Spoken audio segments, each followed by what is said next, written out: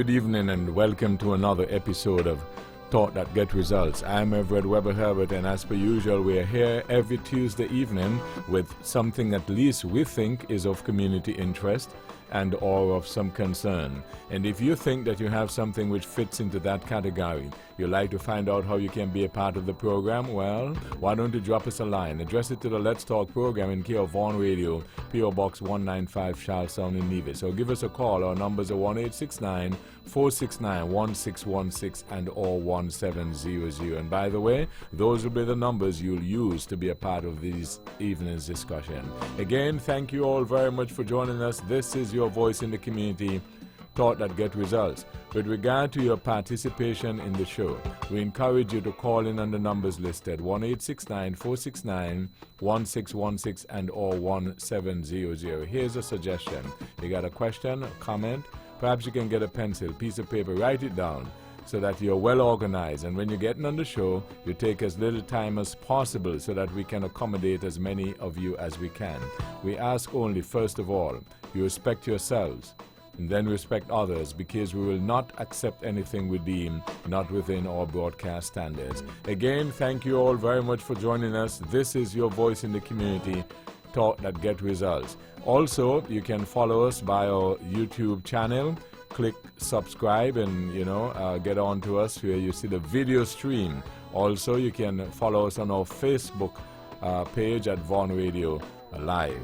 And follow us also on our website www.vaughanradio.com. You can get the audio stream or the video streaming as well. Thank you all again for joining us. Tonight, well, let me first of all say that our telephones, I think, are working well this time. Last week, we were a little frustrated and upset because flow was not flowing. But tonight, we will see, because I think they're not only flowing, they're flooding. So they're working pretty good this evening. So here we go with the start of this show. Dr. Patricia Bartlett, good evening.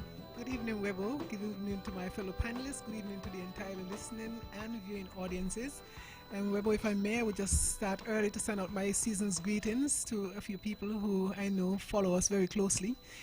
People like my friend over there in Cotton Ground, you know who she is, Vanessa and Company, Black Hat. Raphael, I haven't seen Raphael in a long time over there in Gingerland. Raphael, I hope you're doing well. Season's greetings to you. In the USVI, I have some friends and some family there. I'd like to say good evening to all of those people who are tuned in at this time. And of course, in the USA, I recognize that you guys had a Thanksgiving and you got more than you bargained for, really. And I'm hoping that you'll soon be able to dig yourself out and be comfortable. I saw that there were quite a few accidents there in the New York area, and I'm just appealing to our people to keep it safe. Don't drive unless you have to, and keep it safe. And we want to see you come back. Maybe sometime soon, maybe not for elections, but we'll see you next year for Culturama, if you can't make it home for Christmas. My husband is over there in the UK, and I would like to say a good evening, good morning, still evening, I think, yes, to him. And of course, Mr. and Mrs. Moses over there in England, I'd like to say a good evening to them, and season's greetings, everyone, just in case we don't get a chance to say it again, season's greetings, and may the new year bring prosperity for all of us, not just some, not just for a select few, but I'm hoping that all of us who work hard would be able to see the fruits of our labor. And Webo, I thank you again for inviting me to Vaughan. I know you didn't have to invite me, and I thank you for inviting me this year, and I'm hoping that next year, I hope I've been a good girl, and I get my gifts, and I hope that next year I'm invited back. Thanks. Conrad Naya Liebert, good evening. Good evening, Webo, and good evening to my colleagues around the table. Special good evening to the people of Nevis, and to those who are in tune to this program around the world. I welcome you to this wonderful program. Webo, it's a pleasure to be here once again, discussing the issues affecting the people. I want to apologize for being a bit late. I'm always running a bit late recently. I think I got to look at my time on my phone and adjust that. But Webo, it's better to be late than never. It's always a pleasure to be here. Pat has reminded me that it's Christmas time. I'm quite surprised things have moved so fast this year, and I'm wondering if it's because of my personal circumstance. The early part of the year, but it seems like it has slipped away. I suppose as we grow older, Christmas comes around much sooner. It seems to come around much sooner. Again, it's a festive occasion for us here in the Federation, as we seem to be the people that party the most in the Caribbean. But I'm also looking forward to the new year, where there will be an election again, where the people would decide who they want to govern their issues for the next 5 years. We're anticipating a kind of rough climate as it relates to the election, as usual, and I'm wondering why it always has to be like that in our democracy. But whether, you know, sometimes my dad say when the sun set down wrong, it won't come out right. And I suppose we got to look at the intention of our founding fathers, as they often say, those who have written the Constitution, and look at the loopholes and the things that will strengthen our democracy, I suppose, bringing our people to justice and asking for more accountability, and of course, you know, passing the necessary legislation that really have teeth, meaning that people would be punished when they are breached. I suppose when these legislation are in place, they would work for everybody, as we seek to have a country where there is equal rights, access to justice, education for all, opportunities for all. So, Webo, I think there is a lot to achieve going forward, and we got to count upon ourselves to make it right, so that our children may have an easier time going forward, and maybe less conflict and less using of public funds to sort out really foolish things in the courthouse, things that we know are clear, but again, you know, the politicians obfuscate simple things, and we have to find ourselves before the court so often. So, well, yes, I'm asking for an improvement in governance and the participant of those who are involved in the whole process. And so I look forward with great optimism, Webo. Thank you for having me. Okay, let me just make a notification here that I promised for the Small Enterprise Development Unit, which will be hosting a small business board walk fair on Thursday, December 12th, 2019, on the Samuel Hunkins Drive. The registration fee is only $75, and it includes tent space, tables, chairs, and T-shirts. To register to be a vendor, you can visit their Facebook page in Small Business Development Center, Nevis. Click on the link, Small Business Boardwalk Fair 2019. Payments must be made at their office located on the second floor of the Credit Union Business Complex in Chapel Street, Charlestown. And registration closes on the 6th of December 2019, and that's this Friday. And the general public also is invited to attend and to patronize the entrepreneurs as they showcase their products, services, and talent, while they introduce Nevis to small business and culture, and welcoming an inaugural cruise call with 1,200 passengers to their shows. So, you know, you got folks there that perhaps potential shoppers. And CEDU, the Small Enterprise Development Unit, is about keeping small businesses on the move and building the economy one business at a time. Now, Naya, that could include you. You knew about it? No, I didn't know about it, but it's good to hear about it. I would wish that those who are a little more vulnerable, I suppose, than I am, would make use of this opportunity. Oh, okay. So but they said small businesses, though, you know. Naya is a big man now. Well, in the business. He seemed to suggest that, because he said those who are more vulnerable than him. So he's big. Well, congratulations. You know, is like, you remember the Jeffersons theme, moving on up? So Moving on up. yeah, he probably might be just doing that.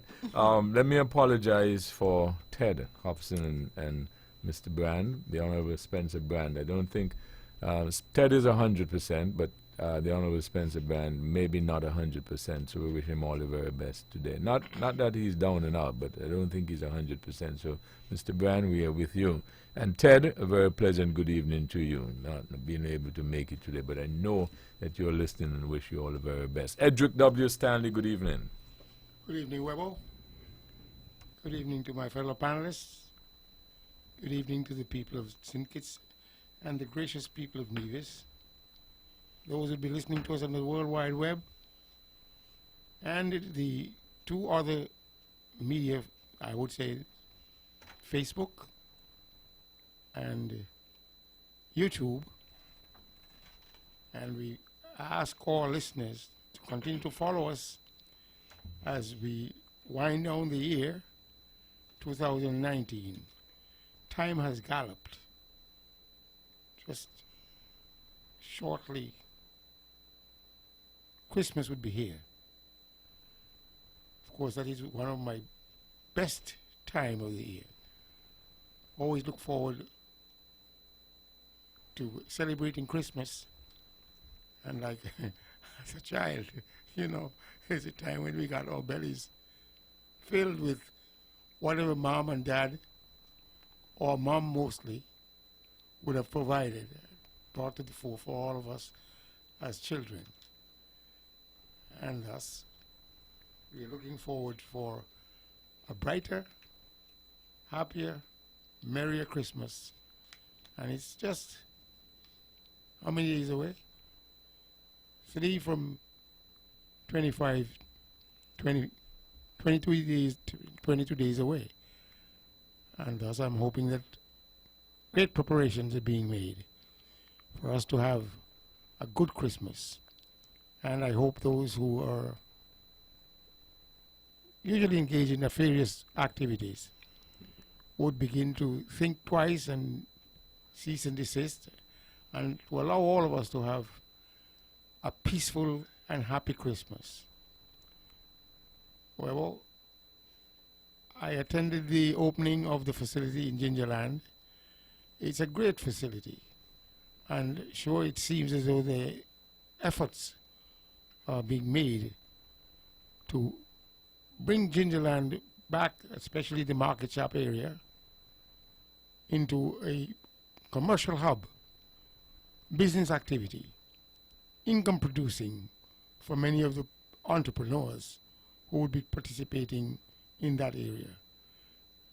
I enjoyed I went to one of the presentations, one of the shows, and I was really elated on this young lady. Can't remember her name, but she said, "Small axe cut down big trees," and it was just a good line. But I enjoyed that show. I enjoyed it immensely. Well, we would be going forward, and based on what I heard, constitutional reform might be coming in drips and drabs. I remember that I attempted to bring it to the fore sometime in the past, and we would say, well, we always have things, but we going to do things, talk that get results, and seemingly, when I attempted to bring that or dovetail it into something else, he said, well, this may not be talk that would get results, so therefore, Edric, let's move on to something else.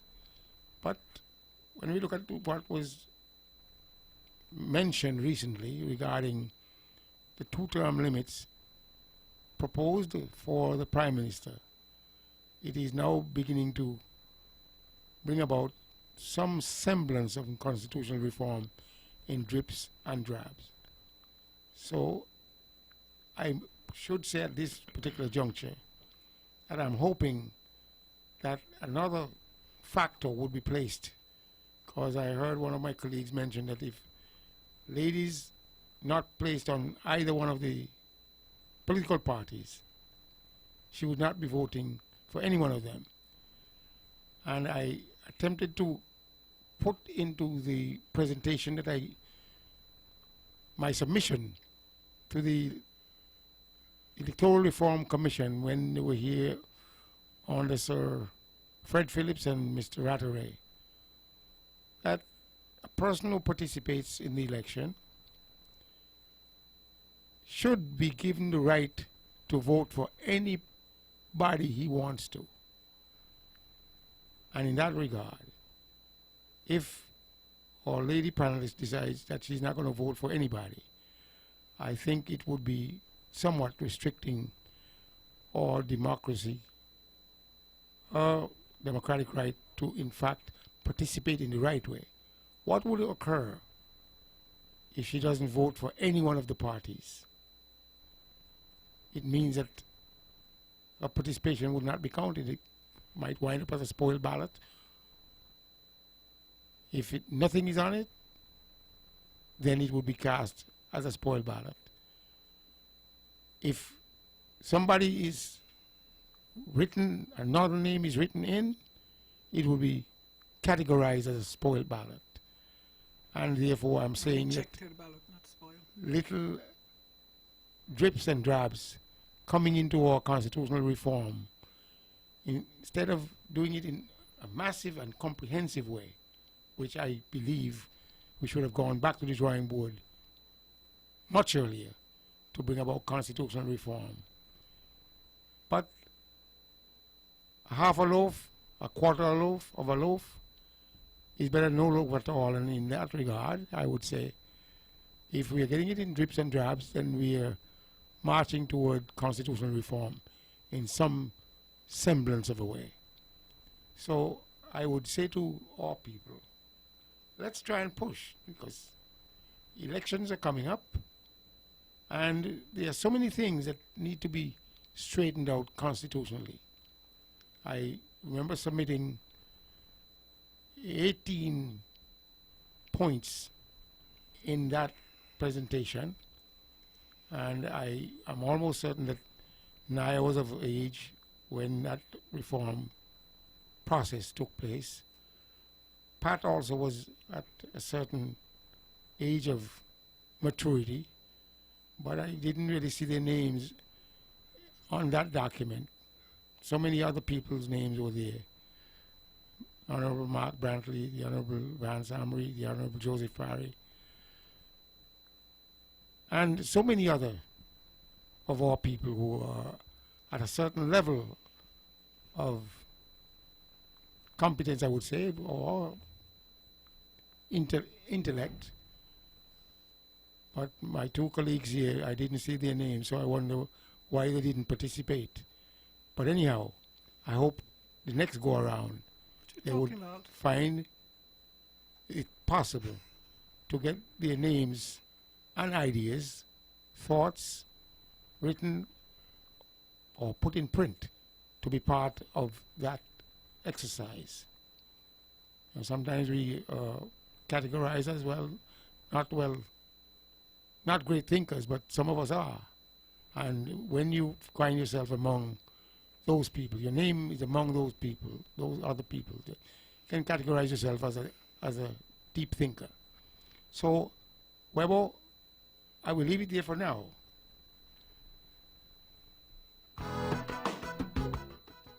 This is Thought That Get Results. Edric W. Stanley, Conrad Nye Liebert, Dr. Patricia Bartlett. Your phone calls a little later on 1-869-469-1616 and or 1700. Now, I had a couple of things I'd like to mention. So, as far as the election is concerned, that's coming up, and the campaign and everything is heating up. And I think a few weeks ago, perhaps even a few months ago, we didn't indicate that it's going to be some rough terrain coming up for this election. And those of us who witnessed the last election in 2015 understood what it meant then. And most persons are forecasting it's going to be similar, but with greater intensity. And it has started. So I'm going to play some clips that I have from our news department with Dr. Douglas, and I think also the Deputy Prime Minister, as the charges and counter charges are already heating up. But before I play those, I'd just like to mention how seemingly, not just across the islands, but across the world, how we're going into a sort of different area, or deeper into a different area, because I think we perhaps always was in it. The alternate facts and alternate truth. And in the United States, you see with the impeachment of the president being discussed at the moment, and then the Republicans ignoring all of the facts and the truth and the evidence, and there's just make up something. And then how you have almost 40% of the people or more who believe it. And then we're in some rough sea waters in Dominica, where the election is supposed to be held on Friday, and they're headed to court because the opposition wants to have electoral reform before the poll takes place on Friday. So they're headed to court for that, and my information is that the High Court, they're headed to the High Court, and the Court of Appeal is standing by, and the CCJ, which I think is their final appellate court, they're all standing by to see whether or not they can deal with that decision before Friday. So it is very interesting. And then there is civil unrest in Dominica at the moment, and so on and so forth. And so in the past 10, 15 years, it's that kind of intensity that we've had with all the elections. And it shows you perhaps how important it is these days to get into certain positions. If we look at it just purely as it is, that all we're going to do is serve. We don't get nothing out of it. Well, the kind of things people do just to serve. It's amazing. So I find the whole thing very fascinating. And if it continues along this line, it can be a dangerous thing. So let's go to those clips just to for those of you who are not aware of them, and then we can get into the full discussion. Also, the Premier, the Honorable Mark Brantley, delivered his 2020 budget today, and I note that one of the main things in it is that they have cut back on capital spending, and the strategy is to encourage and help the private sector to develop and advance and thus drive the engine of growth. Well, I suppose that has always been maybe the theme, but it seems as if more focus based on the emphasis in the budget is now being put on that. So we'll see what happens for the debate, the discussion, and eventually in terms of the growth of small business and other businesses, and whether or not most of the time it's not we're giving it lip service, or we do really believe that the private sector should advance the economy. And so those are some of the stuff, and Edric was mentioning the constitutional change that failed a few days ago. And what I find is intriguing about that, and I was discussing with my co-worker there a little while ago, that perhaps one of the things might have been interesting to have been done is that for maybe 20, 25 years or maybe longer than that, most people have been arguing constitutional reform. Every campaign, constitutional reform. Everything is wrong with the Constitution, so you need constitutional reform. But alas, when they do take it on, is one item, one line item. So I ask a question, mightn't it have been a better idea, perhaps, just perhaps, had we looked at it comprehensively, looked at the litany of things that are wrong with it, and put them all down, address them, and then, since it's not no one-man thing or one-party thing, go to the public with a referendum and see whether or not we are in concert with changing these things. Just a thought. So let's go to those clips. This is the Honorable Dr. Denzil Douglas. Absolute nonsense, fabrication, and malicious propaganda that emanated from the Facebook pages of the Office of the Prime Minister and those who handle that page. Absolute false. I was never detained, never arrested. None of my luggage was ever confiscated from me.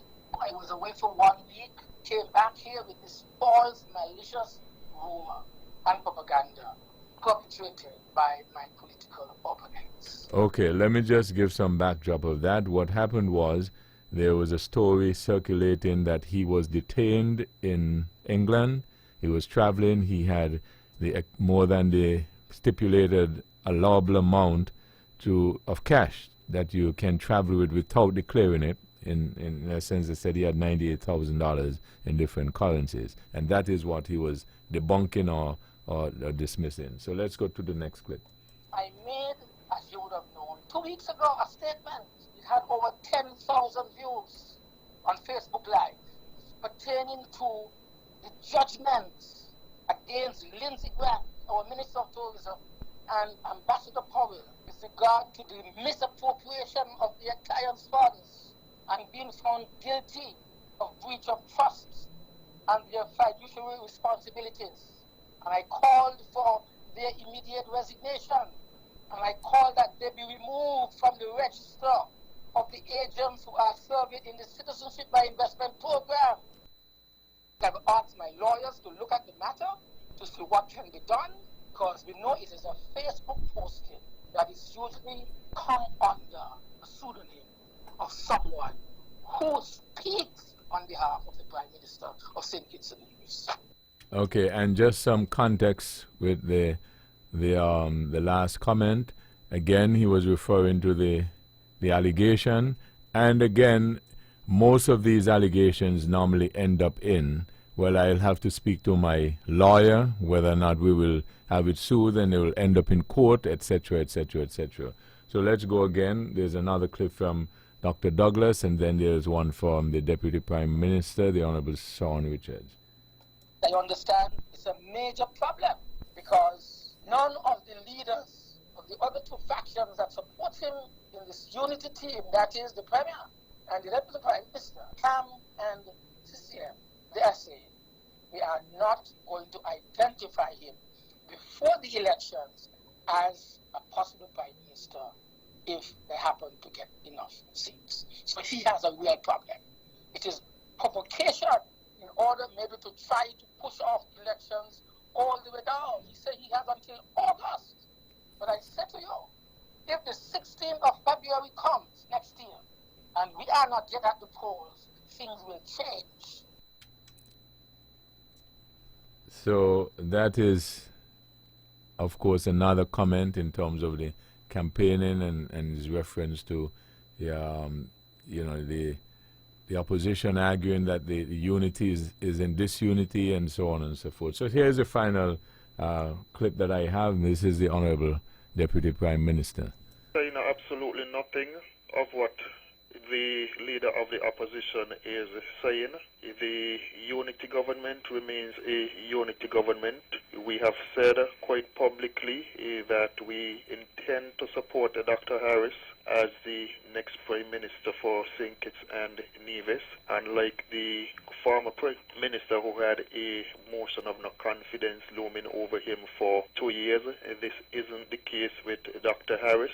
And so I think one can dismiss the rubbish coming from the leader of the opposition, who is obviously trying to create mischief amongst the three entities which comprise Team Unity and also amongst the persons who support Team Unity. All the hits of today.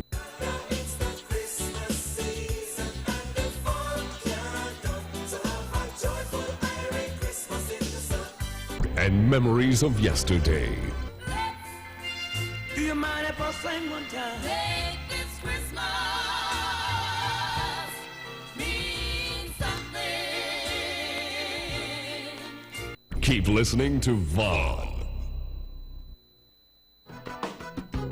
Back in this episode of Talk That Get Results.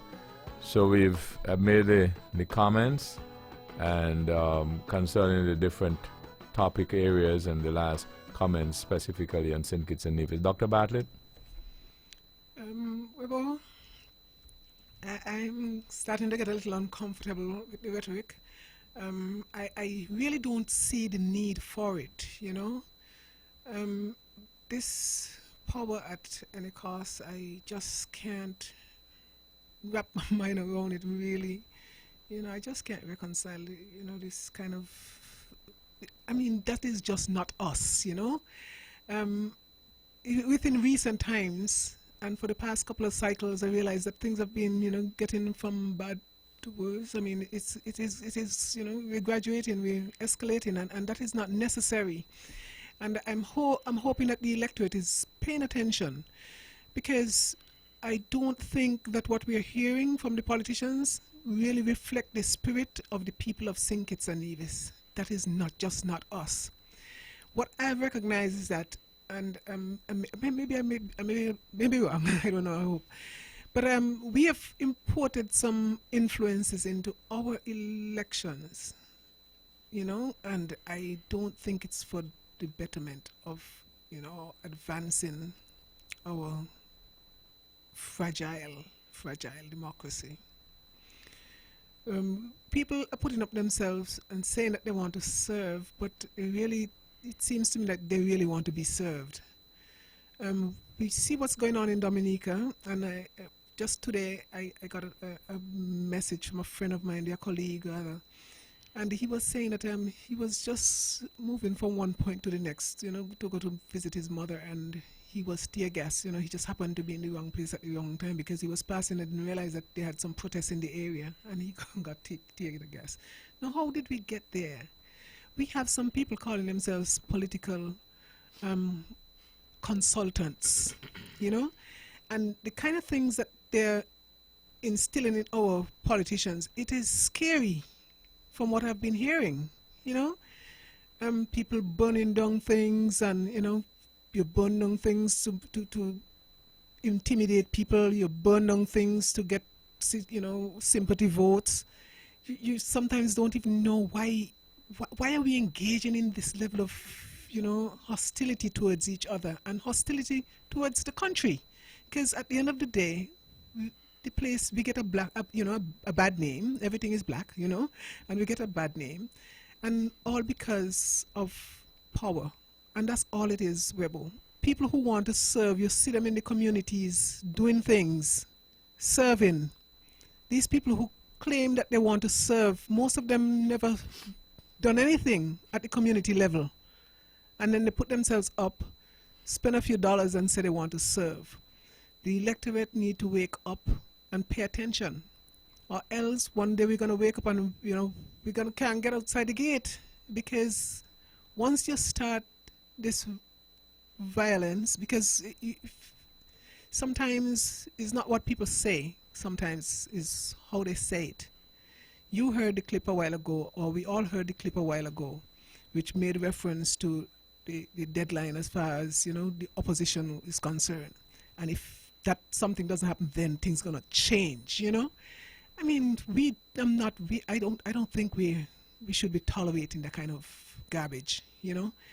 I'm afraid for us, you know, if we continue along this path, we're gonna end up in some place that we may be sorry for.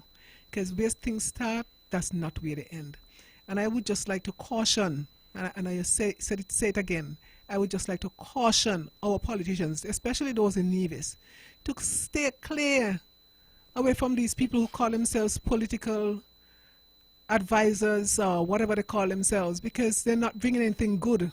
All they're saying is, this is what you need to do to win. They have no idea about the camaraderie that we used to enjoy here, and they come and destroy it, and we have to pay, and we are paying them. I say we because, you know, the money is coming from here. Well, I don't know where it started. But, you know, then pick up their bag of money and they go on to some other place to cause mischief, because these are just a bunch of mischievous people. And I don't understand, why is it we cannot appeal to the people who we claim we want to serve? Show them what we want, the vision that we have. Show them the policies that we intend to change to make sure that we achieve the goals, that we set out, and work towards that. And get sidetracked with all this back and forth and people saying, making false claims. And, there's no place in our society for that. We have never been that kind of people. And I just want our politicians to just back off, take a chill pill, as the young people would say. You need to go back and reset. You need to have some introspection. It's like, why am I doing this to my people? If you really care about people, you wouldn't start this kind of crap. Because it is. That's plain and simple what it is.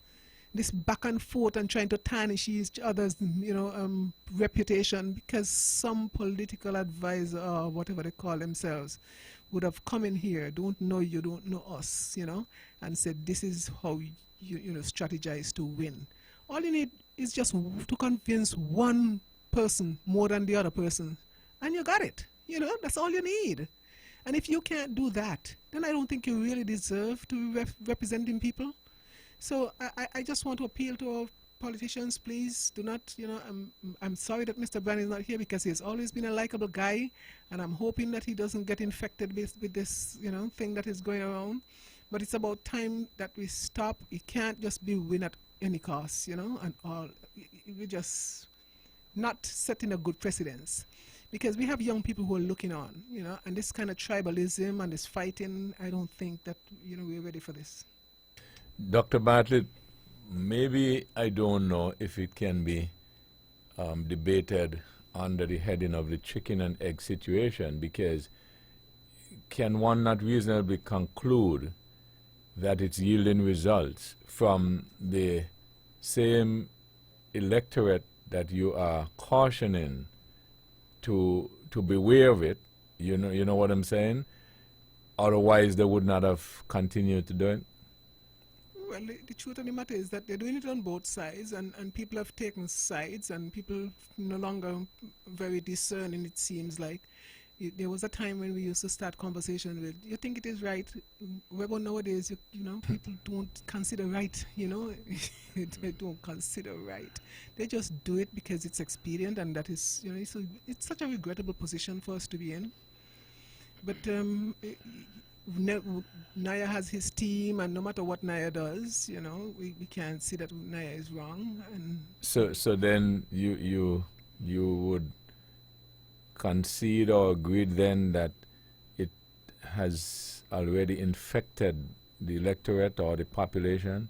Well, because they're already taking, as you say, sides or positions, even if they reasonably know something might be not be the truth or not be correct? Well, there's still support, and like I said, we're getting entrenched, and that is not a good thing, really. But as the electorate, really need to wise up and recognize that most of these guys are not about serving. These guys are about power, because the extent to which they go, it's not about serving. You don't want to serve anybody and behave like that. You present yourself to them. If they want you to serve, they would let you serve. But this really is about power. And at the end of the day, the electorate, most of us don't benefit, Rebel. Most of us do not benefit, because most of the times they present you with a manifesto, and at the end it's like, okay, well, we said we were going to do this and do that. They don't even come back to you. There's no accountability in the system, because people promise you this and they promise you that, and we need to recognize that politics really, and the governance is not about any individual thing. It should not be an individual thing. It's a collective. They ought to be able to make policies that all of us should be able to grow, with the policies that are, adopted, and not just some. And it seems as if, some people are satisfied that a few of them in a clique might be able to benefit, in a big way, when the masses do not benefit. And I listened to the talk show that was on last night. I think they changed the name. What was it last night? It was Your Voice. I think last night it was Your Voice. Your Voice. And I listened last night, and a comment was made, and I said it's so interesting, But well, let somebody else talk here, because politicians are really okay, just. let's come back to you then. After we go to Naya. Rebel, what is good for the politician is not necessarily good for the people. And Says who, Naya? Because I'm challenging you on the basis that Says most the- of us. well, then how did? Okay, go ahead, Naya. I'll come back afterwards. what is good for the politicians is not necessarily good for the people, and what is good for the people is not necessarily good for the island. So between these allies, I suppose we got to realize that we're the people, and we got the power. But also, you must realize that there is a culture existing amongst the politicians. Them. And today I was talking to some people, and they're talking about all kind of stuff, and they don't even realize that we're the people. And if you stop to think, it's the politicians that divide the people. The politician seems to dictate what the people is thinking, and many times they're wrong. And they communicate in a way as if they know, as if they're communicating on behalf of the people. As soon as the disaster comes, everybody come together. When there's election, we got these set of people that we look at elite sometimes that create havoc in the country. And again, Webo, it's a partnership between we and them, because that's what happened, because we now allow it, and you always point to that. You always say, isn't what we want, or we are such type of people that encourages these kind of thing. But Webo, these people are leaders, and some of them are potential leaders. And just to this thing about education, sometimes we allow ourselves to be led when we are not sufficiently, strong in our foundation. And sometimes, of course, to be educated help that. But sometimes, Webo, the politicians play on the minds of those, the amenables. And in most cases, the amenables are the majority, the masses. And therefore, they throw everything into turmoil. They consequently reduce the country to savagery, really, as it relates to, if that's a word, as it relates to, as we approach elections and dealing with elections. No, Webo, I'm not convinced that it's all about the desire to serve. I am of the opinion, and until I am persuaded otherwise, that Caribbean politics is severely corrupt, and they're heading down a road that is going to lead to more corruption. And what's going to happen is going to affect the judicial system, because remember, we depend on jury, Don't want the jury to be too much stuck with that group of people from that political party. For me now, who is on trial, I'm not sure what might happen, because I'm from a different political party. And you see the disintegration of the society by just the gestures of those people who feel like they're the elites, and some people make them feel like they're elites, and so they, but really, these are the people that really, from an international point of view, cast a shadow on our country. There's so much things going around in social media and so forth now, and we're very tentative as to what to believe. But just recently, I look at a documentary on Al Jazeera television, sorry, and it reveals a lot. And I don't want to start talking about it. I feel like me the only somebody see it, but I believe it's being shown all around. But I wonder why we're not hearing much about it. And it was focused on in Dominica, Grenada, but we are not here. And this is a major thing to me. I mean, I can't believe that it's not true, and this is just some kind of a thing being staged. But if you look at that, it will point to, you know, a region that is seriously corrupt, especially as it relates to election funds and the confusion they bring to the voters. Yes, you know, it's difficult to correct the tribalism we have here in politics, because it would also have to be the work of the politicians themselves. And I think to a great extent they benefit. And that's why you see immigration and the movement of people, illegal people who come on board and other piece of board, wherever they're coming from in the dead of the night. They find a place in our society and they find a relevance, because the politicians know they are there, but the group of them usually would vote for, you know, the political party when the election comes, so we ain't touching them. Okay, Naya, let me just interrupt you and take this caller. Let's hope the phones are working good. Hello, good evening. Hello, good evening, Weber. Yes, you're on Hello? you're on the air. Could you go ahead? I'm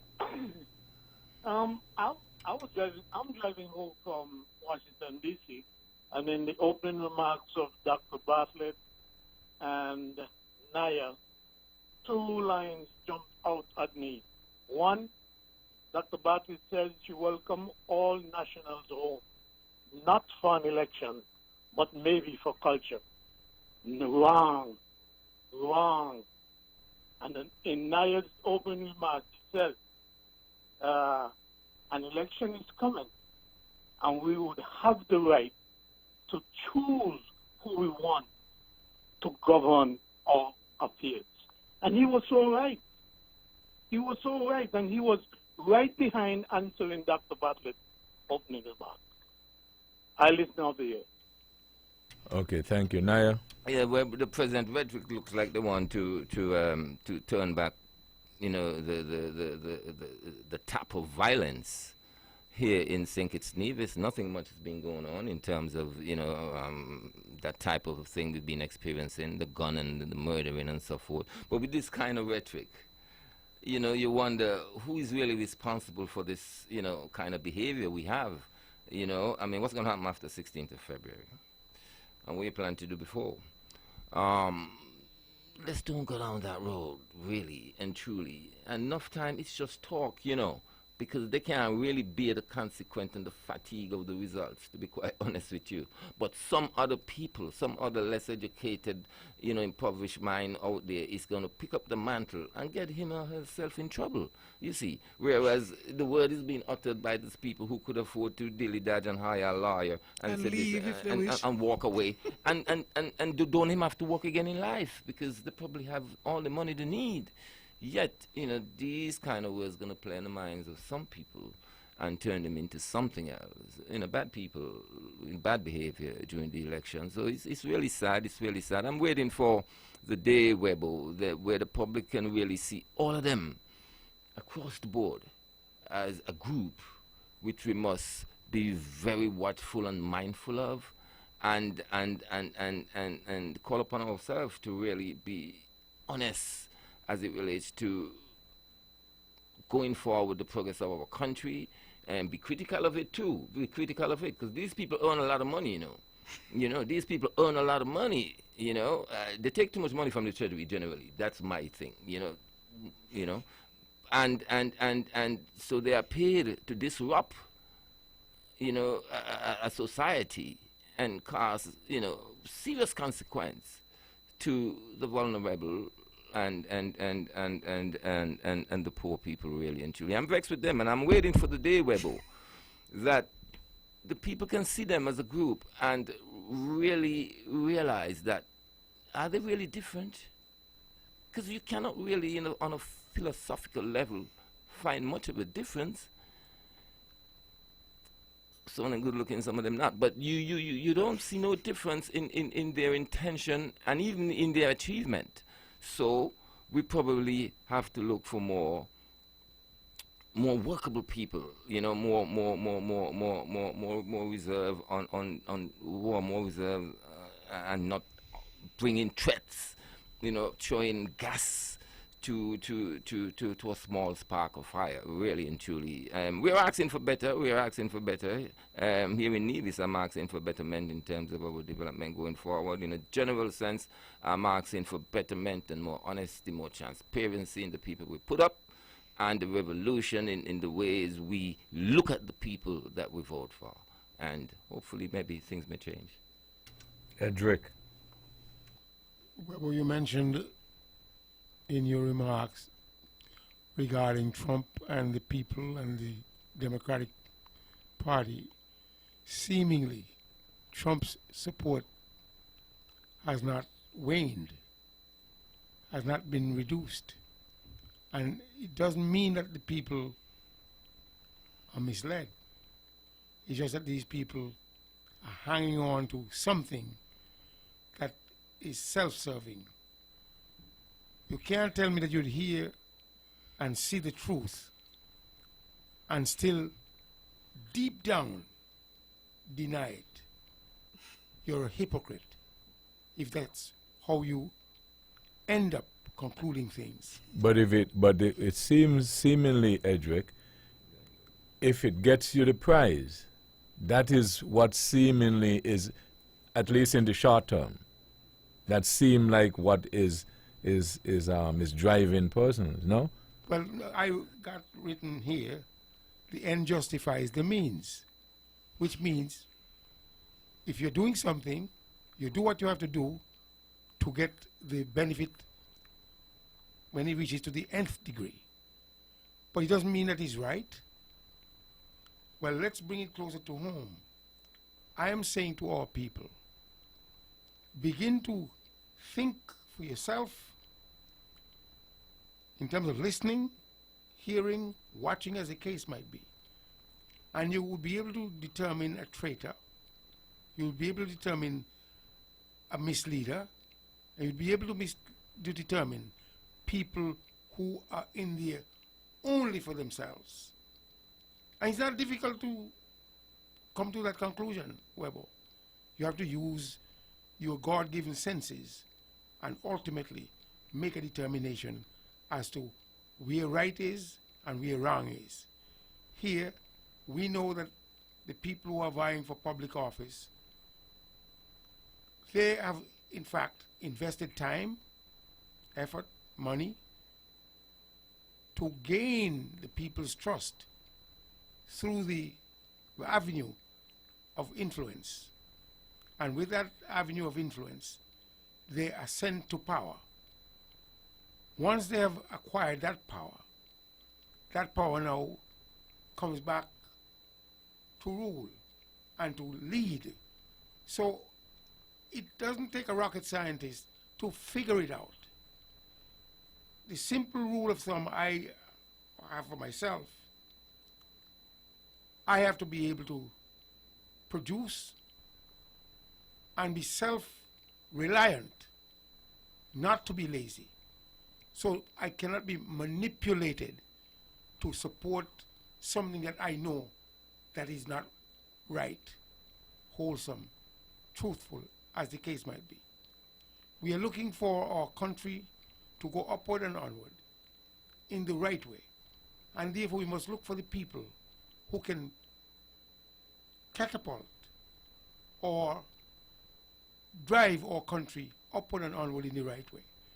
Now, the clips that you've played, sure, these people are masters now at certain types of game to the extent where they put these things out there with the Honorable Denzel Douglas coming out of where he's coming from, say Britain, with this load of money. How many people believe that? And both sides are attempting to gain ground in terms of maybe propaganda. But that is that's the point that we were making at the beginning, Edric. You remember in the days of the Kremlin and so on, and the way they used to fight Hitler and so psychological warfare was one of it, propaganda, and so on and so forth. And that seemingly is what is being practiced now. Let me take this and get back. Good evening. Thank you for holding. Hello. Good evening. Good evening. Yes, you see how the city of things could be. Remember, I think it was earlier this year or sometime last year.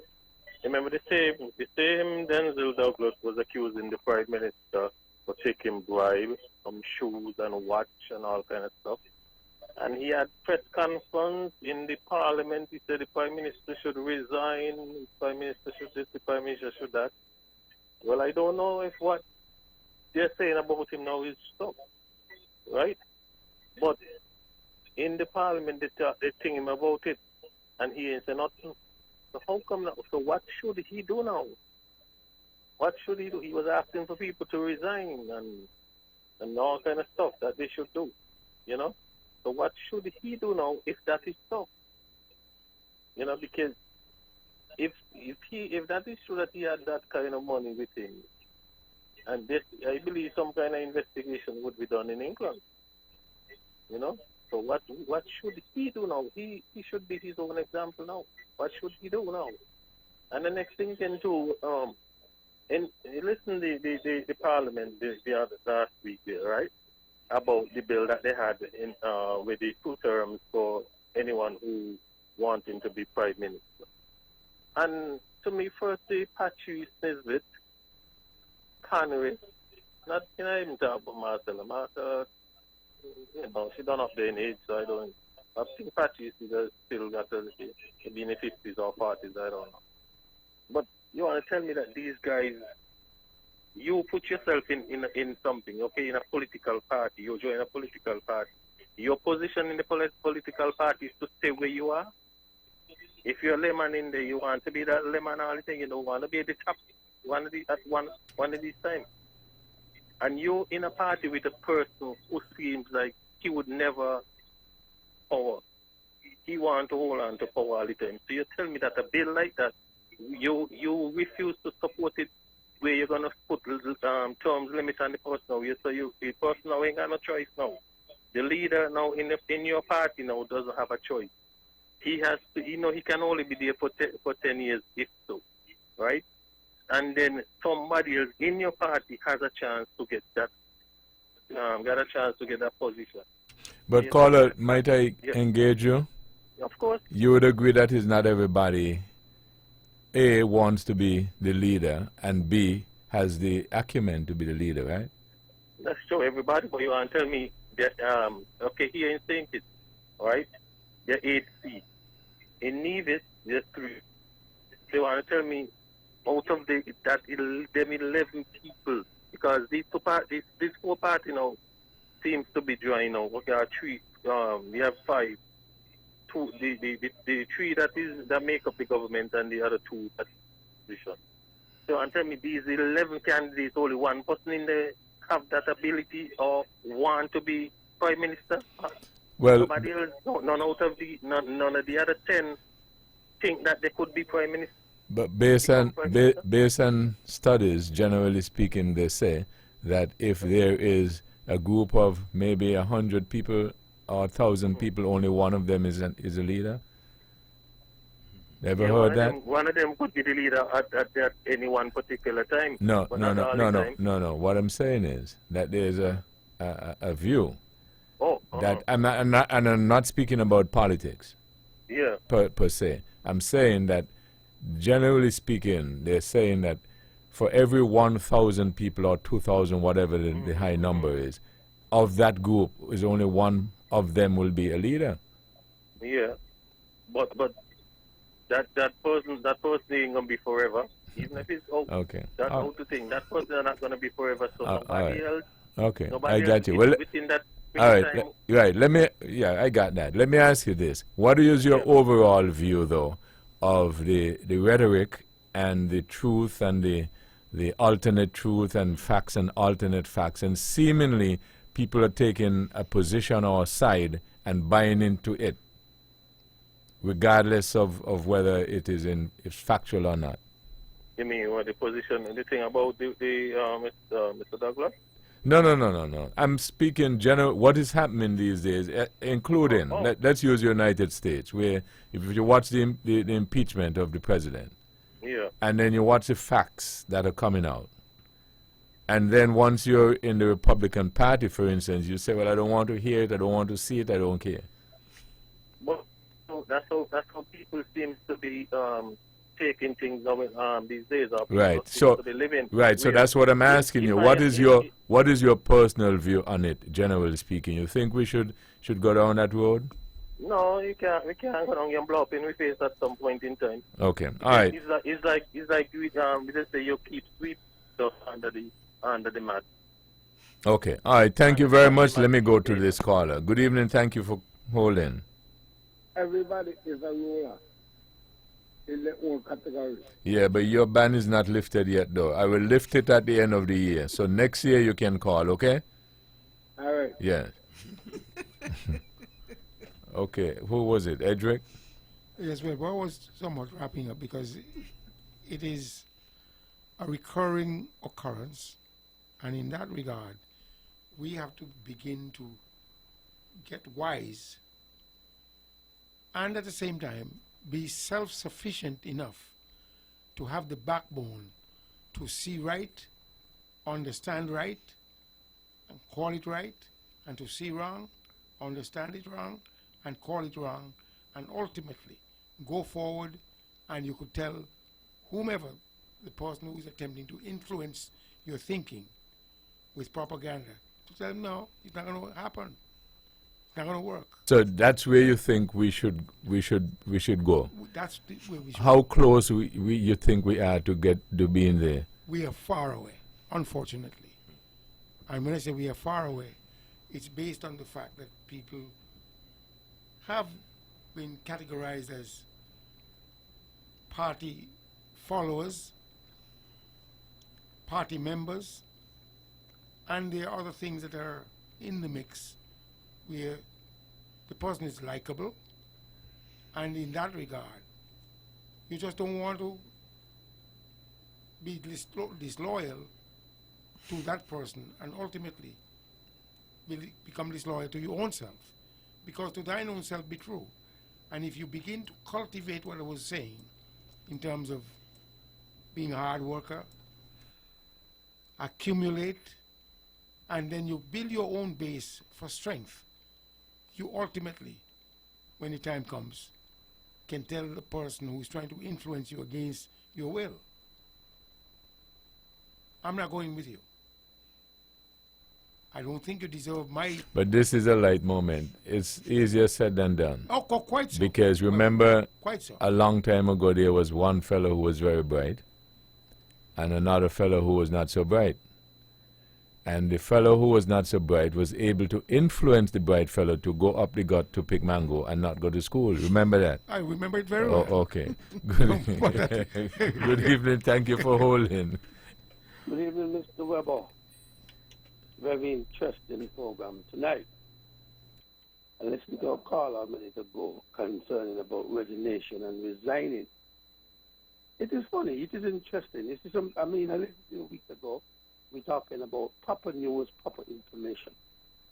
It's something that happened in England, as they per se is saying.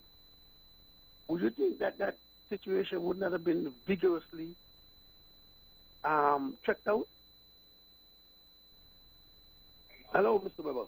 Yeah, I'm listening to you. Yeah, because you see, I heard a caller talking about resignation.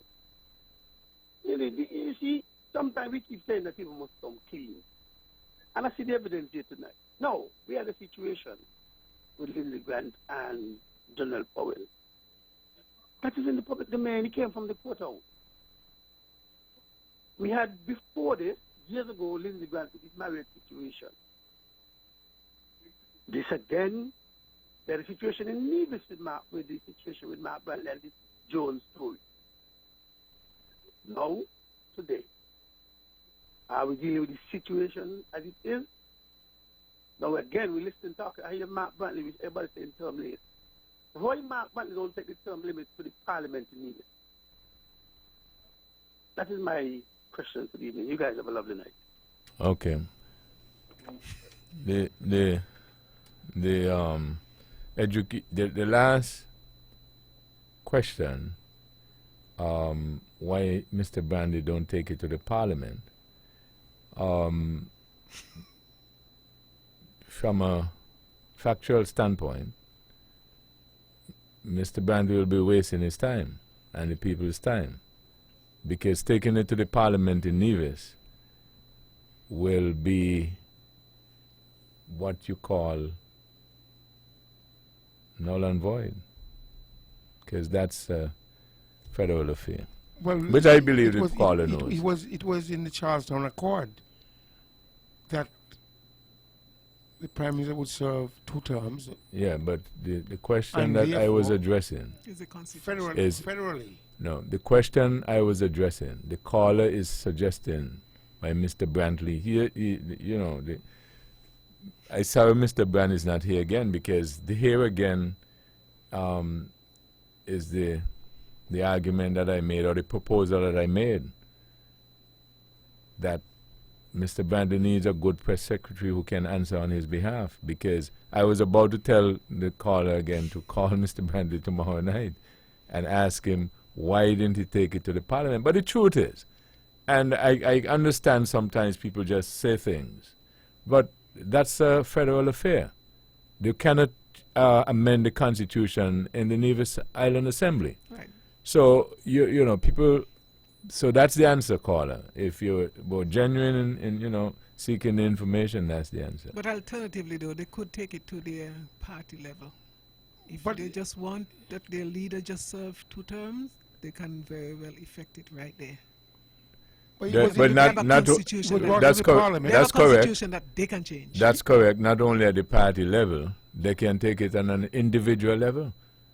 So if a person decides that he is not going to run or serve for more than 2 terms, he can decide that too. Of course, but I'm just saying, if you were to, as a group, you know, come up with a standard, right? Everyone, you know, would answer to. Then at the party level is a good place to start. Right, and I said that's correct, and I just added they can take it at an individual level as well, because I'm sure if Edric runs, Edric will not run for more than 2 terms, correct? Well, I'm not going to even run at all. Good evening, thank you for holding. I'll hold myself. Good evening, thank you for holding. Mr. Weber. Yes. You see, some big time you can be technical, you ask me if I'm genuine. Secondly, you tell me to call Mr. Mark Brantley tomorrow. I called Mark Brantley some weeks ago. I know you have the tape when Mark Brantley said this is not a clown show. It is not a publisher show. Carnival is coming up, I must join the clown too. But we went beyond that, and you followed my guidance, and you got great results, and you came back and you reported it, correct? Right. I'm going to be disrespectful, but what I'm saying... So no, walk with me. Walk with me. Am I correct? Yes, but I don't think I need to call the program. You don't think you need to call? No, okay. Well, no, I am not. I'm not. Listen, I'm not suggesting. Listen. You're very welcome to call this program. I'm not suggesting you must not call this program. I don't think so. I never disrespect him. So I don't think you need to go back down that road. So I don't think I need to anymore. You do? Okay. All right. It's a good decision, though. You understand what I'm saying? Sir? Yes, I got you. We are big people, and same. That's what you guys on your show. Everybody respect everybody. I don't go out the box. And when you can tell me it's a carnival show, it's in a carnival show, it's a big people show, join the troop when carnival coming, join the clothing, that's really what I order. Okay, all right. Well, maybe every now and then you need a little light moment, you know. And, you know, right, Edric? Oh, yes. Okay, so why don't we do this? Why don't I take a short break and come right back? This is Thought That Get Results with Edric W. Stanley, Conrad Nye Liverd, Dr. Patricia Bartlett, and a very pleasant good evening to the Honorable Spencer Brand and Ted Hobson. We'll be back after these. Radio Christmas. On VON, that means you're having FUN. Radio Christmas. On VON, that means you're having FUN.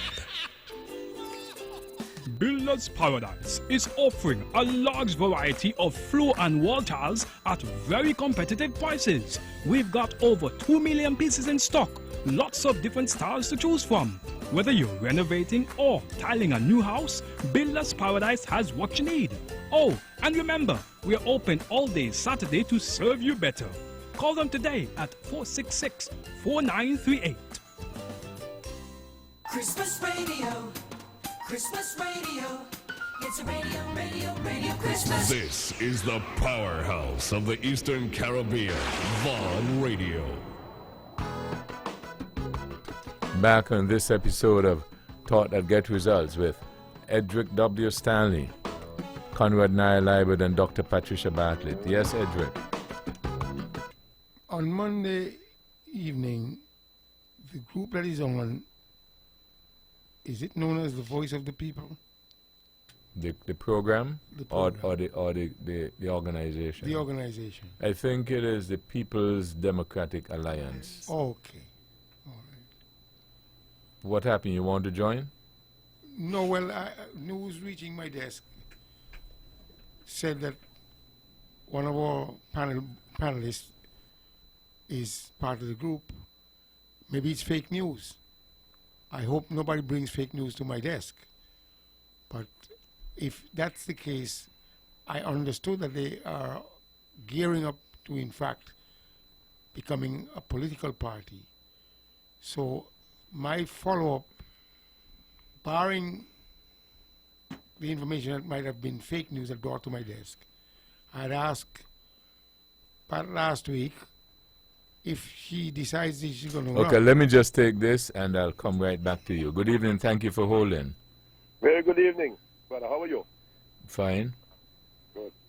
I think I listened to my good friend there, Dr. Patricia Bartlett, and my also good friend Colonel Diamond, and they seem to have an aversion to what we call politics and politicians doing their thing. The fact is, this is a political season, and people will talk a little politics back and forth. And if, for some reason, you do not like what it's doing in the kitchen got to have in heat, people. Can't have kitchen with cold food and food. So if the kitchen high in heat and some people don't like the kitchen, I suggest that they don't even go by the dining room. They go out in the yard.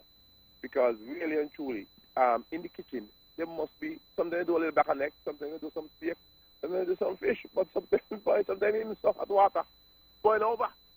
But let us be careful to say that this will happen. Because a lot of people give apologies for talking politics. But when they want something done and they want to get a favor, they still find the politicians. So sometimes we have to understand that this is the nature of the beast. And nobody is going to vote for any opposition. Nobody has ever voted for an opposition, ever. People vote out the government. And if you vote out the government, you can't vote out the government that people talk nice about. If the government, the party in government, you must get people to go support it and go talk for it. But the opposition must talk against the government. That is how politics is about. That's the nature of it. And when you finish politics is over, maybe you will sit down and say, of course you should, as big men, sit down and say, let's run the country. But while the politics is being played, nobody can vote for the opposition. They're going to vote out the government. And by voting out the government, the opposition becomes government. That's how it is done in all of our elections and every time. So we just not say that we are giving excuses or making apologies. Politics is playing, let it play. Think it's a needless, I am happy to say, since I have been around here, there's been no violence and there's been no the little name calling and thing and this thing and thing. Well, why? If you are in the kitchen, you must even get a little bit of the cooking oil drop on you, so. And so we just need to play the game and be about it and do politics. But I get the impression though, Carla, that they're not saying not to play the game, but they just don't like the intensity or the roughness of the game. Well, I would think your last point of roughness, but intensity can't be cooled down. Intensity is what it is. And everybody who hears you speak about anything that you speak about, and me and everybody, you are not going to be convinced about the person's position unless the person speak about it with some intensity and conviction. Right, intensity and passion, yes, but beyond that, Beyond that, I don't see that nothing what Douglas said or what Sean said or what everybody said. And why not? If if you come in with something with Douglas that it was something there, that is what you call it cheekiness of politics. That will always be, that will set itself out, because if it's wrong, it will be proven wrong. If it is right, semblance of truth, it will be semblance of truth.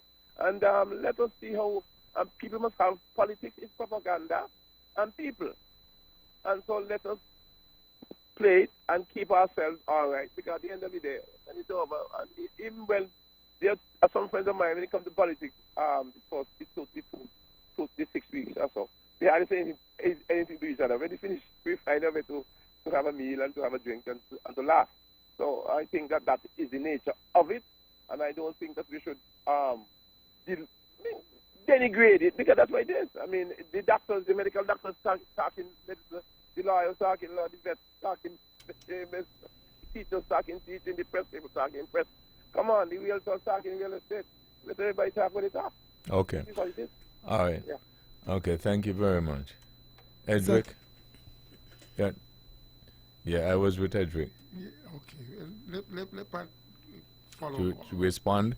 Because that's... Pat, you wanted to? Dr. Bartlett? Yeah, I was saying that the problem I have with what the caller was saying is that politics really is supposed to be about policies. I would imagine the root of that word would suggest that it's not about, tearing up people, and I don't know where he lives, but I've seen violence right here. He know that people would throw bottle and stone. He's pretending like he doesn't. Okay, Dr. Bartlett, let me get back to you, please. Good evening. Thank you for holding. Good evening. Thank you for holding. Yes, good evening, the panelists, and good evening, Ethic. I listen to you all, right? But when we campaigning hard for labor. So you campaign hard for your party, because I want Labour to be the next Prime Minister, Honorable Neville Douglas. Love you. Let's take your cousin. Amaral, hello. All right. Have a good night. Thank you very much. Dr. Bartlett? We know that everybody doesn't really respond to things on the same level. Let us not pretend as if, it is all well and good. And I hear him about people, having a go at each other, and then afterwards they hug up each other. But at the end of the day, you still have sisters in talking to brother, and cousin in talking to cousin, and those kind of things. That, is one of the things that we really want to guard against. You don't lift the vitriol, whether you mean it or not, and then have everybody all hyped up, because, they have songs that say, jump up, and people jumping up and say box, and, and people kind of follow the leader. And whatever the leader says, the leader might not be doing it. But you have sometimes the vulnerable, like Naya would have referred to as earlier, as the vulnerable, would just fall for these things. I remember making a statement here one night, and, I said, well, I think I was being sarcastic, and I was like, no, girl, people don't, some people just take you literally. And we need to guard against those things. It's not necessary. We have seen violence in our politics right here. And politics really is supposed to be about policies. You see, the United States, they're going through now the Democratic season. Well, they're having their, whatever they call it, the selection of the candidates. And the process that they go through. They go on a stage, and I'm not saying that sometimes people don't get a little personal, but that is not the focus. And around here, that is what the focus is. I have not, politics coming up. I have not heard any one of these politicians up to this point advance anything related to policies. It's about, personal attacks on each other, and that is not necessary. It might be good for the caller, maybe he enjoyed that kind of thing. And I've heard politicians say, oh, they love this thing, and at the end of the day, it's about the people. They need to get serious. They need to get serious. And you have some political parties actually go out and retain propagandists, people who actually pay money to get people to, dig dirt on other people and all this kind of thing. It's not necessary. We don't need to be tearing each other down. If you want to serve, do it with dignity. Do it with dignity. It's about time we change our politics. We don't have to be doing the same as if we don't have no sense. We behave like people who ain't got no sense sometimes. We don't need to go there. I remember someone from Bermuda saying at the end, when they finish, they select a leader and everybody clap. Whether you voted for him or you didn't vote for him. We need to be civil in our discourse. We don't need to be behaving like children. Okay, let's go back to Edric and then But we go to... I just want okay, to say that Naya, I think yes. the caller was very irresponsible in what he was saying. I think he's well known and he could have said something more positive. Because of the repercussions we're dealing with, Webo. The election over in February, but we got serious repercussions that run for another 2 years amongst the people. Another 5 years. So I think whereas he could have applied for better behavior and to eliminate the negative consequences, I think he was very irresponsible in his remarks. But it seems to me, though, that the caller is suggesting that he's engaged in politics, he's been around it for a while, he's involved in it, and that is the style that he appreciates and he likes. That's what I think he was suggesting. Yeah, but he's saying that is what politics is, but that is not what politics ought to be. But that's from his eyes. Yeah, but he's saying that's what it is, and or we know, we are the ones know who should be enlightened that this is what it is. That's not what politics is. Maybe in his neck of the woods, but that's not where it is. You know, No, it but is that's- Edric. We have to get real. That's the nature of the beast. That's what we accept.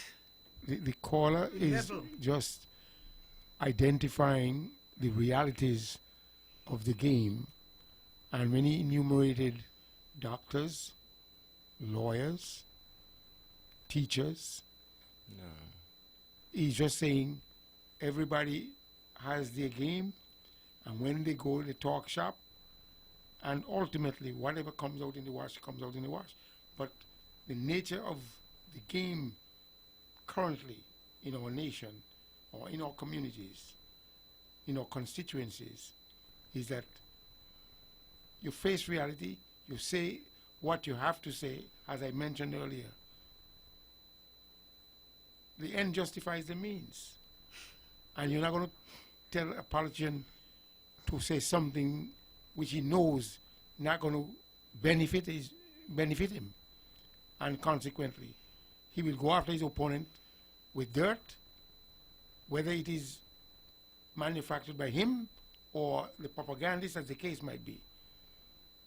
I do not know when we're going to get off of that train or rail and get back into some semblance of civility. But the vast majority of the people like to hear some of these accusations, whether falsely or rightly. That's not how you build a nation, though. That's not Yeah, how but you in build a most of those nation. professions that he referred to, there's a relationship, sometimes a legal. He's referred to a fiduciary relationship, and a standard must be maintained in most of those reference he made to these occupations. Otherwise, you lose your license, you lose your to practice. But the politician is just out there, and he can bribe, he can stir up, he can cause criminality. And what am I to say? It's okay. That's the game. What if the person is, though, basically implying that those same professions that you refer to that operate at certain standards, what if he's saying that in actuality they do operate underground, though? Well, that is something else. I don't think that's what he was trying to suggest. That's beside the point. I'm not sure that I can get a bit confused right there. Okay, let me go back. Edric, I had interrupted you. Yes, so as I was saying, I don't know if it was fake news, but the group that comes on Monday night, I understood that they are going flat out to bring to the fore a political party. And I'm asking maybe our panelists, lady panelists, to say whether or not it's fake news, because again, I understood that you might have been a party to their presence.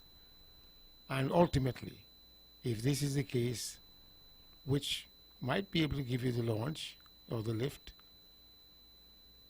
when you decide that you're going to get in, which constituency you're going to run.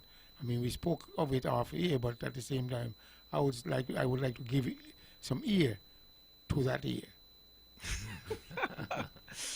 Webo, Stanley, for the longest while now, wants to find out what about.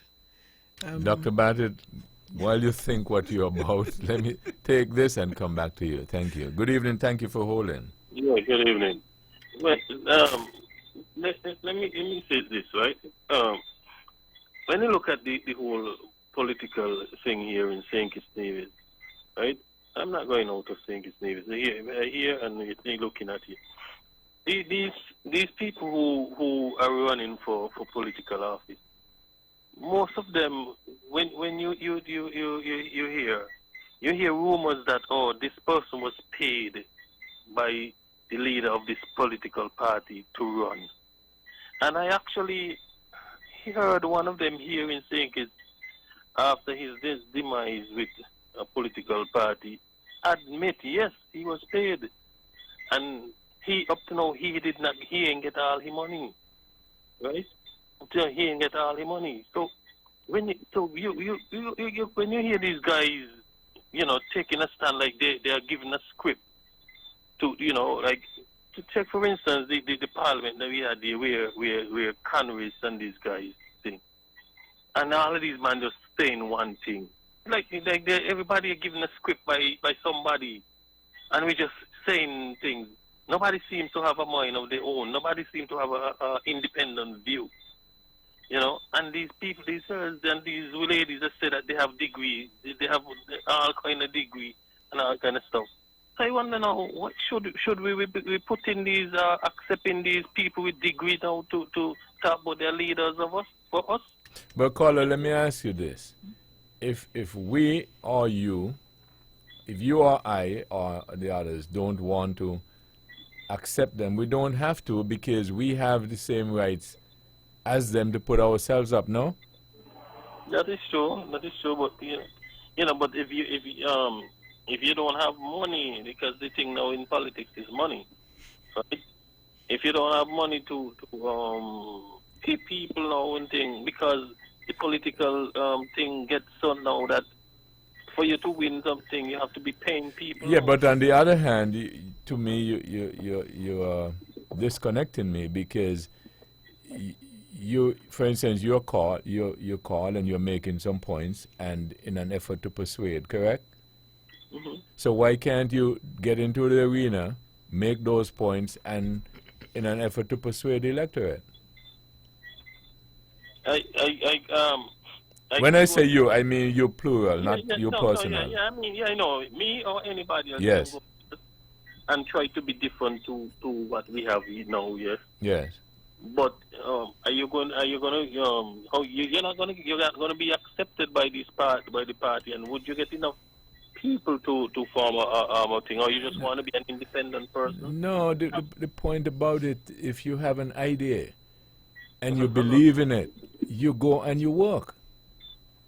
That's not correct? Yeah, that is true. Edric, we have two panelists here who ran their own campaigns, their own parties. They were not successful, but they made the statement they wanted to make. Quite yes, maybe had they gone on, if they so desire, maybe they would have gotten through. You know what I'm saying? Yeah, that is true. But what I'm saying, why is it though every time we hear somebody put themselves is running for one of these political parties, you have to hear these rumors about they're being paid, they get this amount of money and they get this kind of Well, stuff. can it not be a strategy of their opponents?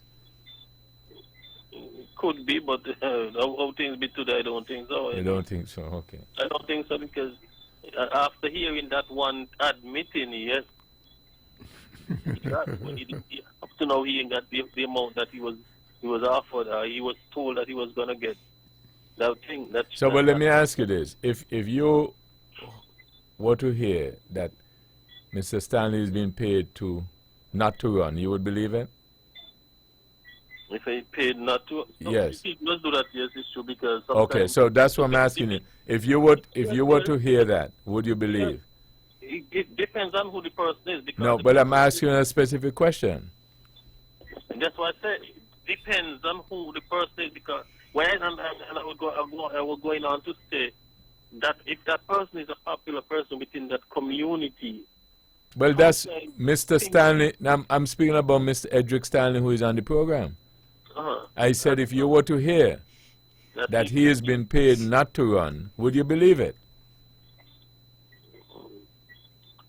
I don't know him that much, so I wouldn't. You don't know him that much. Okay. So I can't say. Okay. I don't know what his strength is in Okay. I got you. Thank you very much. Good evening. Thank you for holding. Hey, Rebo, I'm back again. I wonder if we are not understanding that politics is like a carpet line. That you could be, there's money that must be passed for the service. And if a man wants you to run for him and he take care of your obligations in terms of finances, what is wrong with that? Know what I'm saying? Mm-hmm. I'm listening, yeah. Yeah, if people want somebody to run, and I say, well, I want you to run, and you're popular, and I think you can help the party, and you're good. And I say, okay, you have certain bills, and you have certain obligations. Your negotiations ensue, and the negotiations, whatever they are. I don't know if people are talking about bribing and everything. And if you go to court, if I come over there by your station, and you will say, look, okay, we have certain standards. Why wouldn't I, if I am playing, I play by the rules? Sometimes a lawyer puts you on the stand and he tells you, well, he gives you a drilling before, well, I'm going to ask for this, I'm going to ask for that.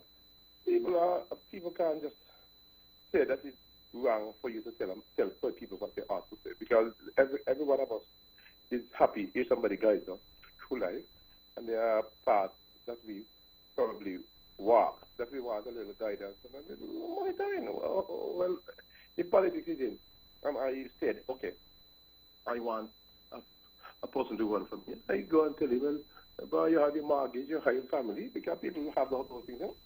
I wouldn't want to say that I am paying anybody, but I don't think. Remember, you know what's a good thing? You want to make a proposal to one of your panelists here? If I may? Which one? Yes, go ahead. That day one there. Oh, go ahead. I believe she should have, I want to see a political party with 5 ladies, and I want to see she leading. You know what that is, Emma? Because I think she's a beautiful person, and I think she's a good. And I have heard her on this station trying to, nothing trying. She is a crusader for the cause of women and the advancement of them and the all kind of millennium goals and everything. And I'm saying, the way in which you do that is to enter the political fray with 5 girls for the candidacy for when you have Nevis Island election. So why you want to say girls and not boys? You didn't. No, because you are in you are with the. I heard you several times on this program advancing the cause of women. And I think women, yes, women, not girls. Women. Well, when I say girls, I'm not girls and boys. I am not. Yeah, when you talk about the parties that exist, you don't talk about boys. No, they're the Bible. I prefer to say girls because you make me feel almost seem romantic. So, I see. Yeah. I'm married, don't try to romanticize me. So what I'm saying, I just like to think, ladies then, 4 ladies or ladies who get together and form a good political party. Yeah, but I wasn't proposing any sexist movement, All I said is that we need equality. I said I need equal, because if I were to form a party now, I wouldn't just go out and get 4 other girls, as you put it. I would want to get at least 2 men, because we need balance. We need people who can be able to, build. Get 5 boys. Because the other parties get 5 boys. I would think that I would get 5 girls because to balance the boat. I am not saying that you balance the party. I am saying because other side have 10 men. I would get 5 girls to balance the boat. Yeah. Yeah, because I think it will be, and I believe there are more women in need. More women voters in the country than in the island than men. Yes. Okay. And I would think it's a good point. I am all for, but you know what? I'm telling you, I want to see. I will be happy in Nevis next election or any election to welcome 20, 30 candidates. Okay. All right, caller. All right. Thank you very much. Good evening. Thank you for holding. Yeah. Yes, Mr. Herbert. Hello. Yes, you're on the air. Could you go ahead? I don't want to be a back and forth thing, okay? But you see the same thing I was talking about, trying to bring forth. You hear what the caller say? If I want somebody approach me and they want me to run, and I got some deals and so, and they pay with me, what wrong with that? You see, you mean that you're not a true calling. You're not loyal to the people who you say you want to represent. But it can also mean, can it not, that the person sees it that way, that's the way he will do business, and you see it that the other way, that's the other way you'll do business. But no? it can't be the way he's seeing it. It cannot be the way he say he's seeing it. Because you're not going to be loyal to the people who you say you want to represent, who you're asking to vote for you to represent them. You mean you're going to be loyal to the man who pay you to run? So how you gonna tell me that if you got a little bill and thing and so, and they say they're gonna pay, what wrong with that? So then what else you're gonna do when if you get into power? He sound like somebody who's gonna be putting their hand under the table and taking things. All right. Okay. All right. Thank you very much, Edric. Is Edric I interrupted? Yes. Go ahead. I think I had finished what I was saying, and Dr. Bartlett was ready to respond. Oh, okay. Yeah, for weeks now, Stanley trying to get into my business to find out why, where I stand and where I going and what I'm thinking. I'm not ready to disclose that to Stanley, but he wanted to find out where I would run. Well, naturally, I'm from St. John's, and naturally that is where I would win, and that is where I would run, and that is where I would win. If I were to win, I'm not going to go outside just to, score a win. I mean, unless, of course, I went into a constituency that somebody might have given me a safe seat. But seriously, I mean, my community is a community that I have served, and tonight is not about me, and I feel so uncomfortable, but somebody say you have to blow your own trumpet. I'm kind of, trying to ease into it. But Stanley, I've done enough in my community that if I were to run, I think I would at least get back my deposit. Yes? Okay, and Dr. Bartlett. Outside of my community. I'm going to come back to you. Good evening. Thank you for holding. Yes, good evening. I listened just now to some of those comments, and I think that's a really slippery slope we're heading when we start paying people to be candidates, right? What's next? The highest bidder? That's definitely not the way to go. And, it's easy to see how politicians can get corrupted when things like this happen. Okay, I think there's too much transactional, quid pro quo, politics as it is, and we shouldn't introduce more. Okay, I can see no good reason why this should be institutionalized, where parties start paying people to vote because they're popular. That again, maybe what the real discussion should be: what should constitute a good candidate? Okay, because there are lots of prerequisites I would imagine. Okay, if you're supposed to have a good candidate and have a good outcome if they're successful at the polls. So who will determine that? Who is a good candidate? Who will determine that? Yes. Eventually, in the final analysis, it's the electorate. So there you what go. I'm saying is there's no reason why guidance can't be given. There are Well, things, okay. So who will make those guidelines?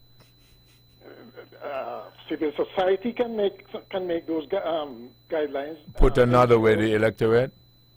Say again.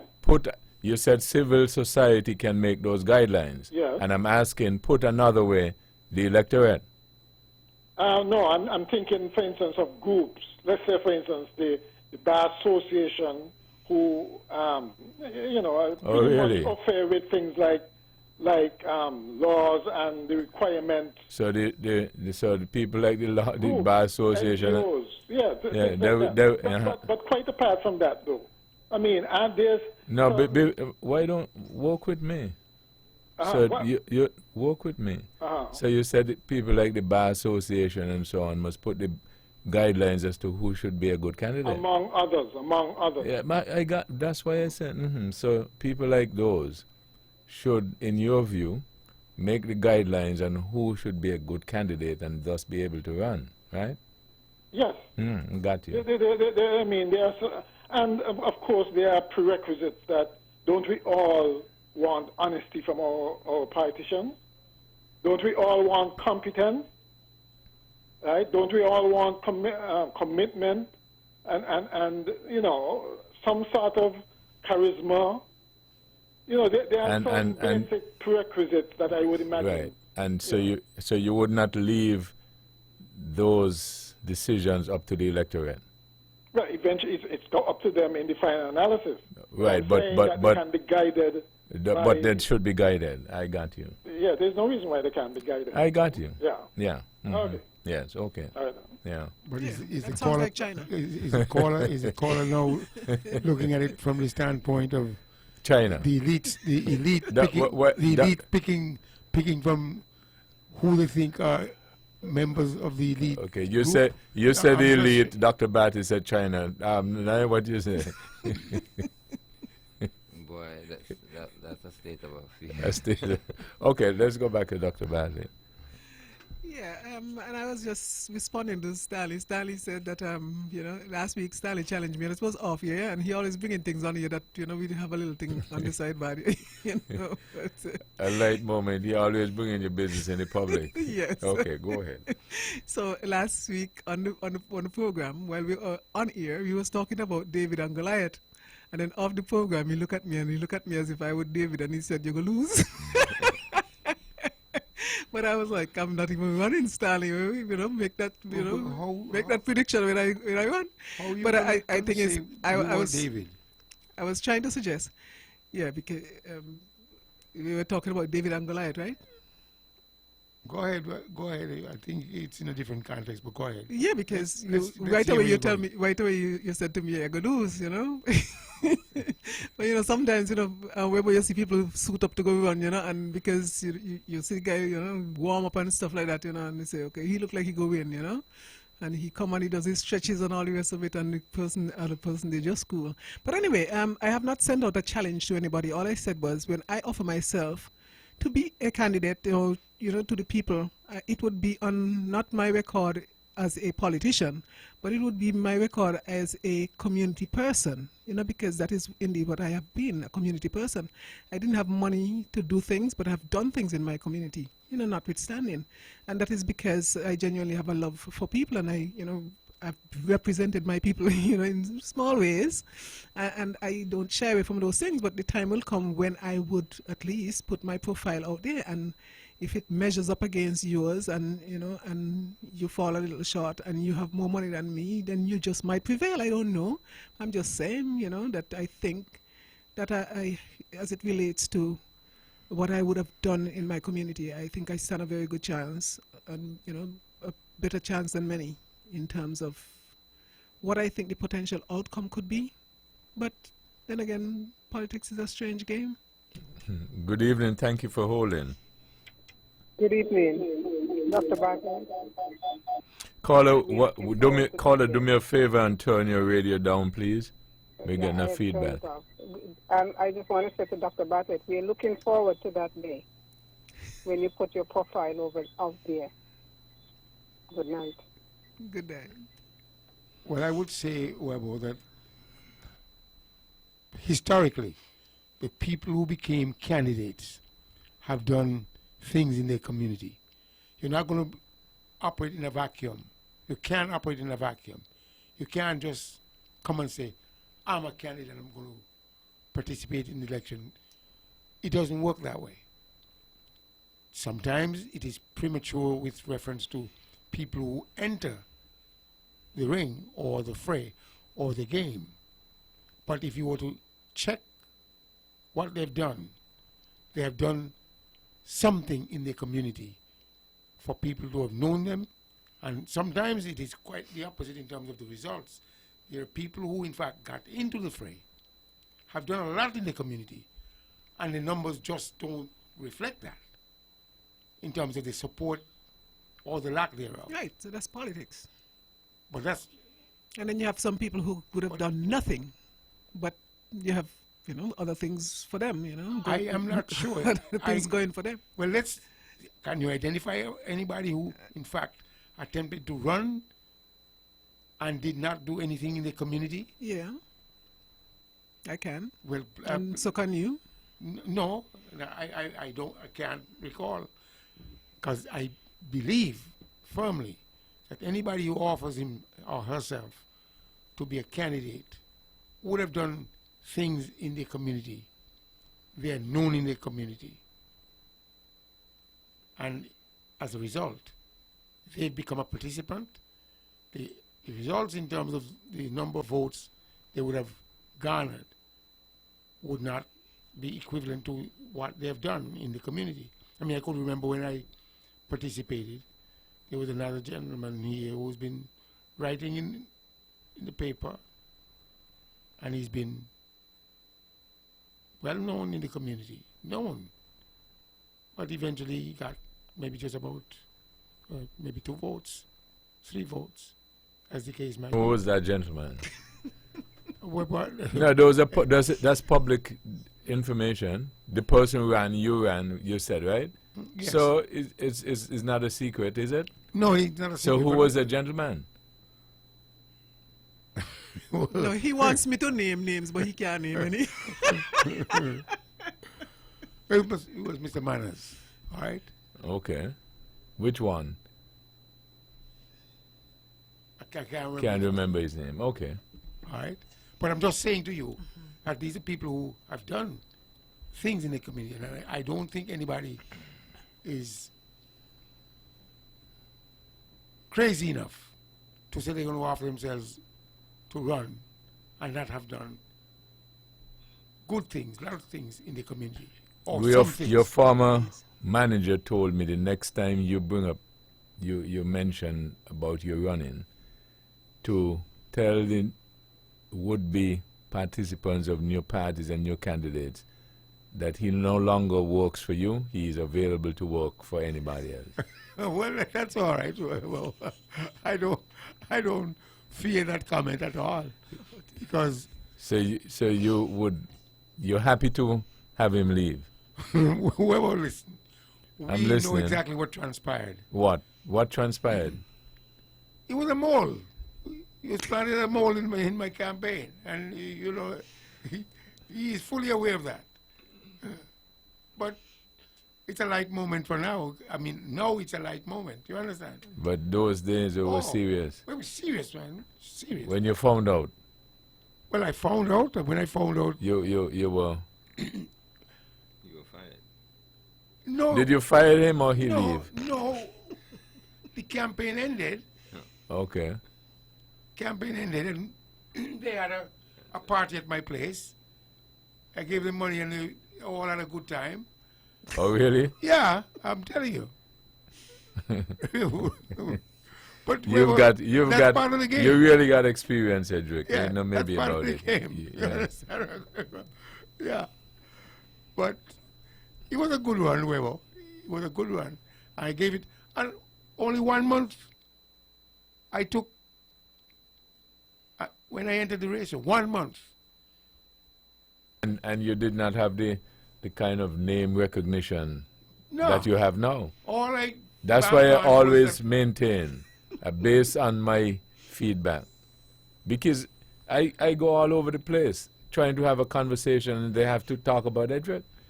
Webo, So listen. name recognition, I think, next time around. Well, it would not be next time, and I tell you, if I ever, but it's not God's will for me to be a public official, and I thank the Lord, because like I told you, I would have been a one-term person, because the buck stops with me. You Hard also choices told of me the you would have people. been a dictator. Huh? No, hard choices. You tell people the truth. We are facing some difficult and challenging times, and therefore, work with me, like you usually say, your famous quote. Work with me. Hard choices, and this is what we have to do. You're going to rub some the wrong way, and some would be rubbed the right way. But this is what we got to do to get our people and country upward and onward. And some people who want to... Do you think those hard choices are made today by anyone? Just a question. Sometimes. But there are those people who actually understood and will understand. They will work with you. But for me, I know it would only be a one term, because if you want to go out and give a dishonest day's work and get an honest day's pay, with me it wouldn't work. Because in the private sector, when I have people who work for me, boy, they got to produce. But when time comes for us to share the reward, it is shared. That's the hallmark. That's how I operated. And therefore, when people would have worked with me and you decide you're not going to work for the people, I'll fire you. Well, of course, they got all kinds of things here. You got to go to the... So that means you will operate like Trump then? Exactly. Well, not like Trump. Trump, of course, does certain things a certain way. But I'm saying to you, Trump fires people for no reason.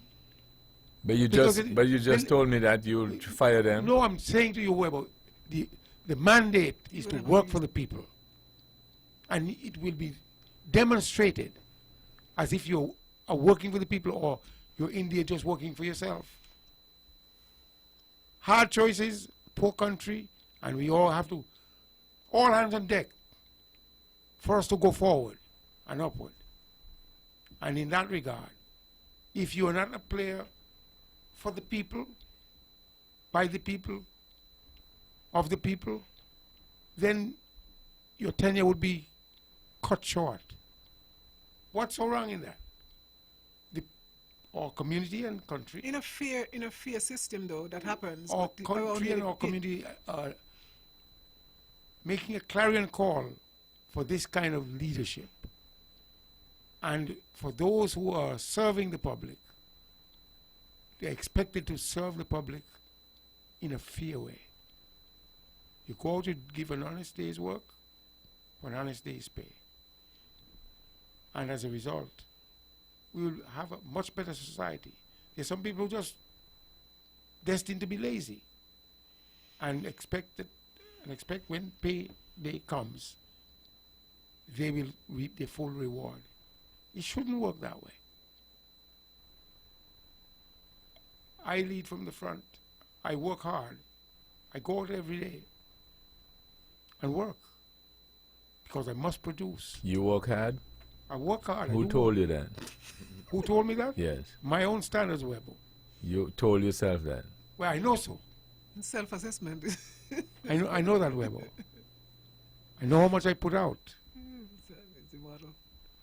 And I know how much I take in. And those, like I said... Which one is greater? What you put in, you get out, you know, Webber? You never heard that? What so you put they're the same? Right, there's a balance. But the record is there. Okay, let me just take this. Good evening, thank you for holding. And my friend Stanley there, you have to first show yourself as impartial before you put yourself out there to the public. Impartial. That's my advice. Where is the partiality? Hello? Where is the partiality? All over. Well, I'm just saying to you, you have hard choices. And I said, based on the hard choices, you have to make a decision. You're put there to make a decision. And if you have hard choices... Okay, caller, go ahead. Stanley. I'm listening. On that show, I mean, I know you, and lots of people in Nevis know you. But on that show, I mean, for me, you come over pretty partial. And I would raise a question as to whether or not I would select you as a candidate. First, I want to hear you being impartial on issues before I can say, well, hey, I think I would give Stanley my vote. Good night. Well, you're listening over the year, and I know you also, but I always said that you have two, and the lesser of the two evils. the lesser of the two evils. I don't know if you, I mean, I know you're bright enough to understand that terminology. And in that regard, if you got the lesser of the two evils, then if you categorize it as being partial, then so be it. But I will always participate in the electoral process. That is my right. And in that regard, the lesser of the two evils, based on my assessment, and the barometer is there. When one is called to serve, I think it's almost like a persistent annoyance within oneself. One feels this thing that they have to go forward and do, and they're sorting out ways to really effectuate that. But what I can say to them, when they do go forward and give themselves in to represent the people, they should not be affected by the frown of men or the smile of women. And in Pat's case, the frown of women and the smile of men, according to Churchill. So, I was trying to follow you. What's that, an endorsement? No, Rebel. I am just saying that the commitment and the inner persistence that one experiences when one is called to serve should not be derailed by the frown of men or the smile of women, and in the female case, the frown of women and the smile of men. So that's the last word. This program repeats tomorrow at 10 o'clock following the VON News Minute. Join the Honorable Mark Brantley tomorrow evening for On the Mark. Thank you all again for joining us. This is your voice in the community, thought that get results. You all have a wonderful evening.